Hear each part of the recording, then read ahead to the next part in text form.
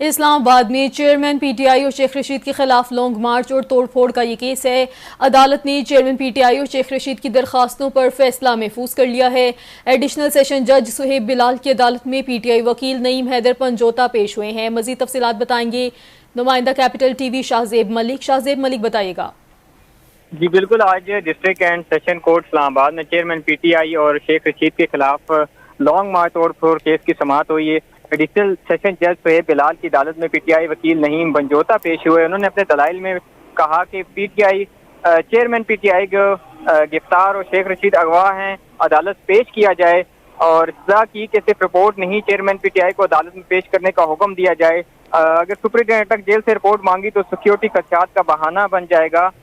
قانون کے مطابق چیئرمین پی ٹی آئی کو عدالت میں پیش کرنے کی استدعا کی وکیل نعیم پنجوتا کی جانب سے، جس پر شیخ رشید کو بھی عدالت پیش کرنے کا حکم دیا جائے، یہ استدعا کی گئی وکیل کی جانب سے۔ اور یہ بھی کہا گیا کہ صداقت علیباسی کا بھی کوئی اتا پتہ نہیں ہے، جس پر عدالت نے چیئرمین پی ٹی آئی اور شیخ رشید کی درخواستوں پر فیصلہ محفوظ کر لیا ہے۔ جی ٹھیک ہے شاہزیب ملک، آپ کا شکریہ، آپ نے آگاہ کیا۔